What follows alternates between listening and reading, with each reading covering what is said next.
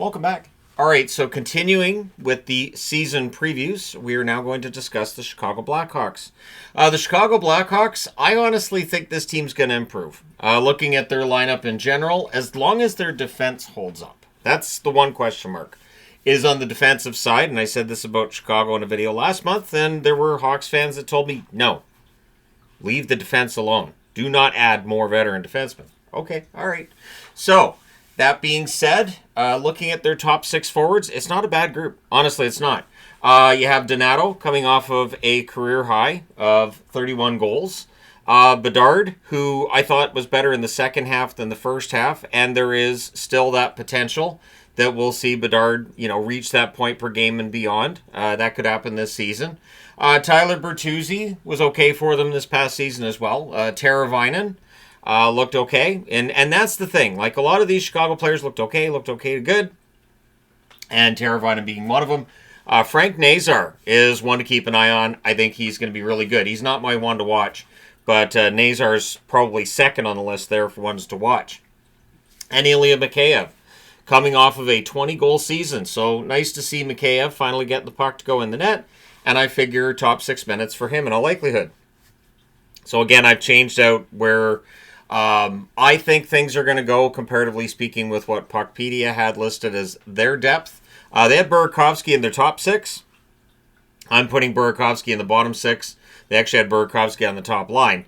I think Burakovsky probably on that third line. He may get looks on that first line, sure, to see if he gets his game back to where it was a few years ago. But considering all the injuries and everything he's gone through, I think third line. Down in that bottom 6 as well, Foligno, Dickinson, who had a rough year after a great year. Colton Dach, Green, and Slaggert there as well. Landon Slaggert at times has looked pretty good at the NHL level. Now, looking at the depth up front, you've got Lucas Reichel, Sam Lafferty, who was brought in. Oliver Moore is going to be one to keep an eye on, too. So Moore, not in the lineup for Puckpedia. I'm not throwing him in the lineup either. But at some point this season, I do think Moore gets a roster spot. I figure, you're better off to let him play a little bit for Rockford. And then when that first injury takes place, Moore's your first call-up. So, especially if it's a top 6 forward that gets hurt, I think you call up Moore and you give him a chance. Tony Nato's been at it as well. Savoy, Ludwinski, Mishiak, Hayes, Lardis, Thompson. The depth, not fantastic up front, but again, this is a team that has been in a rebuild. We know that they're very likely going to have another season outside of the playoffs. I think the thing to keep in mind here is this is definitely a better roster than what they had a couple years ago. And I don't really see players on this roster now that I look at and say, I don't think they'd be playing on another NHL team. I think it's just because they're in Chicago and there's not really all that many options. So I do think that Kyle Davidson's done a good job of adding options for new coach Jeff Blashill. Now, on the blue line, this is, once again, I think an added veteran defenseman wouldn't be the worst thing in the world. You've got Vlasic, who is a very good defenseman. Lev Shinov may very well play on that top pairing. So I've got Lev Shinov as one to watch. A top draft pick and a top prospect of this team. He will get every opportunity to play a regular shift and to show what he can do. Kaiser, Rinzel, Del Mastro, and Murphy. So the only one with an extensive amount of games played at the NHL level of that top 6 is Connor Murphy. And that's why I said I think adding another veteran defenseman would make some sense. You look at this depth, and there's more young defensemen here. You've got Crevier, you've got Korchinski. I would think Korchinski should be in that list of 6 regular defensemen here. But it is tough to pencil him in ahead of Del Mastro at this point. So I don't know what you do with Korchinski. If he's not going to make the team this year, and you've got all these really good young defensemen, does he become available via trade for another team? Nolan Allen, Kuzmin, Harding, and Mast round out the depth on that blue line. And it is young, it's talented, but I don't think adding a veteran presence outside of just Murphy, I don't think it's the worst thing. And I know for Chicago fans, they've told me that it is. It absolutely would be, citing examples of how it didn't work in previous seasons. But it doesn't mean that another veteran defenseman can't help. So we'll see what they do. They definitely have the cap space if they want to make an addition before the season starts.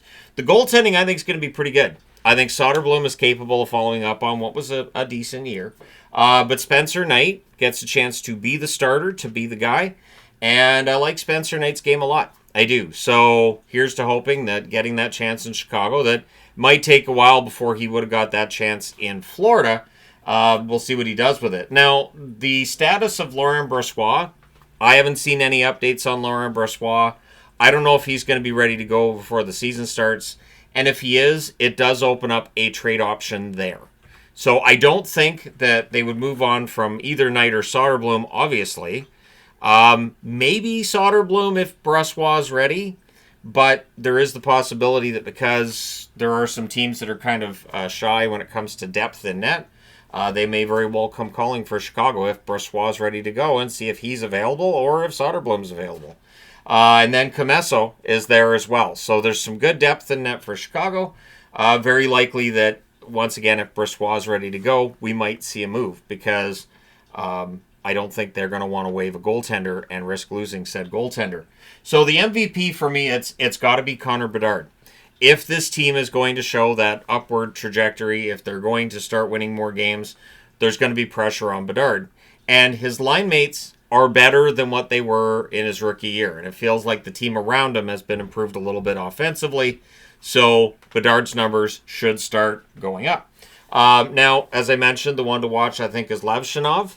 But there are plenty of young players on this team that it could be a lot of fun to see what they're able to do. Now, looking at the channel vote, it is as expected. 1% voted wrong. They voted first or second. 2% voted wrong and said third or fourth for Chicago. 19% are optimistic Chicago fans that believe they'll finish fifth or sixth. I do like that reasonable optimism. And 78% say, nah, they're still one of the worst teams in their division, seventh or eighth there. So pretty strong statement from the channel that seventh or eighth is where we see the Chicago Blackhawks finish. And I can't find any fault with that. I would agree that for Chicago, their best days are ahead of them. This is not going to be one of those best day times. Now, the schedule, I should mention the cap space before we get to the schedule. I like to follow a certain pattern on this, or else it's all going to be a mess. Cap space, $18,662,024. Apparently, Gary Bettman's out front trying to stop the show, but I'm going to keep going. The schedule, in October, 6 out of 11 games are at home. 8 out of 14 games are at home in November. So 14 of the first 25 games are at home. That's good. That's good for Chicago. Maybe they'll get a good record out of that. And then December, things get a little more difficult. 9 out of 14 games are away from home. January, 11 out of 16 games are at home. This is a team that has 2 months of 16 games this year. In February, 3 out of 4 are away from home. And then March, 10 out of 16 are away from home. So that's 13 out of 20 over that 2-month period away from Chicago. And then April, they finish things out with 4 out of 7 at home. So it's a schedule that is busy at points, not as busy in others, but 2 months of 16 games, that's pretty punishing right there, although the Olympic break is in between. Now, looking at the general manager, Kyle Davidson, I think has done a good job with this rebuild. And I think with that almost $19 million in cap space, they are going to be a team to keep an eye on as we get into training camp and into the regular season, because they could take on a little bit of money. Also, of course, I do believe Bedard is due for a contract extension. We'll see if that comes up between now and the start of the season, keeping in mind that wouldn't affect this year's cap space. That'll go on to next year's cap space. So their record since 21-22 is 30th in the NHL, 102 wins, 190 regulation losses, and 36 losses in extra time. So that's not a great record, but that's kind of what happens when you're rebuilding, right? Their top scorers over that time, most of these players are no longer here. Seth Jones leading the way, 259 games, 32 goals, 114 assists for 146 points. Patrick Kane, 132 games, 42 goals, 95 assists for 132 points. Connor Bedard is third on the list, though. 150 games, 45 goals, 83 assists, 128 points. And then you got Kurashev, 263 games, 40 goals, 74 assists for 114 points. And Ryan Donato, 158 games, 43 goals, 49 assists for 92 points, including the 31-goal season he just had. So we'll see whether Donato follows that up with another strong season, but we'll talk about him again in a moment here.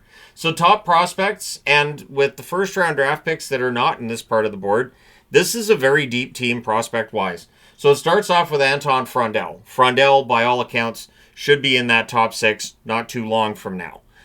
He's pretty close to NHL ready, according to scouting reports. Mark Van Acker, Sasha Boisvert, Vaclav Nestrasil, as well as Mason West. All first-round draft picks who have yet to be signed to contracts, from what I saw there. And so with, I believe all of them are forwards. Van Acker might be the one offhand that might be a defenseman. I think they're all forwards. But either way, it's a lot of good prospects for the Chicago Blackhawks. And yeah, so I feel like they've garnered all of the prospects they need. But could they get greedy and think about maybe getting McKenna if they win the draft lottery? Yeah, they'd be foolish not to think about that. Now, their record this past season, 25, 46, and 11, so 61 points. There's room there for them to improve by 30 points and still miss the playoffs. Technically, 91 points can miss the playoffs, right? So that's why 3% in total voted wrong and said top 4 for this team in their division. So the scoring leaders this past season, Connor Bedard leading the way. 82 games, 23 goals, 44 assists, 67 points. Ryan Donato second on the list. 80 games played, 31 goals, 31 assists for 62 points. Teravainen, 82 games, 15 goals, 43 assists, 58 points. Bertuzzi, 82 games, 23 goals, 23 assists, 46 points. And I would expect Bertuzzi to be in around that total again. And Foligno, 78 games, 15 goals, 20 assists, 35 points. I've mentioned before, I'll say it again here. I think Nick Foligno playing in Chicago has probably added at least a couple of years to his career. Then on the goaltending side, Soderblom, 10, 18, and 7 with an .898 save percentage. Mrazek at the time of the trade, 10, 19, and 2 with an .890 save percentage. Spencer Knight, after the trade from Florida, went 5, 8, and 2 with an .896 save percentage. So Knight's numbers were good. And Comesso went 0 and 1 with an .846 save percentage in the appearance that he made with the Chicago Blackhawks this past season. So the depth is there. I really think has improved too this coming season. One to keep an eye on too might be Colton Dach. I thought Colton Dach looked all right in the call-up. I don't know how much offensive upside you're going to see there, but decent player. So playoffs are pretty easy with this team. They haven't been in the playoffs since 2020, and the only reason they qualified for the playoffs in 2020 was because of the expanded format. And then, of course, they knocked out the Oilers in the play-in round, so they got to the first round where Vegas shoved them aside. But, yeah, the Chicago Blackhawks have not been in the playoffs in a while, and the expectation is that that drought will continue. So their power play was 7th in the NHL at 24.9% this past season. That's one of those weird things that I don't think they'll be able to replicate this year, but maybe with all these young players. Penalty kill was 14th at 79.3%. So special teams, they were good. 5-on-5, not so much. Their goals for were 26th at 2.73 goals per game. I do expect improvement this year from their offense. Defensively, they were 31st at 3.56 goals against. And with so many young players on this blue line and an unproven tandem in terms of, having played a full season together and all of that, I do think goals against are probably going to stay pretty high for the Chicago Blackhawks. But they should be fun to watch. One thing with the Chicago Blackhawks, I felt like they and San Jose were two teams at the bottom that seemed to be having more fun down the stretch than they'd had prior to that. So if Chicago can get some of that energy going early, who knows? Maybe they win some games people don't expect them to. I don't know that this team is going to end up, say, within 20 points of a playoff spot. I think probably not, but it should get better. So I'd be interested to know your thoughts. Do you think Jeff Blashill can work a miracle here and make this team better? How much better do you expect them to be? Or do you think, nope, 61 points last season, 61 points this year too? Let me know your thoughts regarding the Chicago Blackhawks. That being said, thank you guys so much for all your support as always. Hit like and subscribe in the event you may not have done so already. But again, thanks for watching. I will talk to you again soon.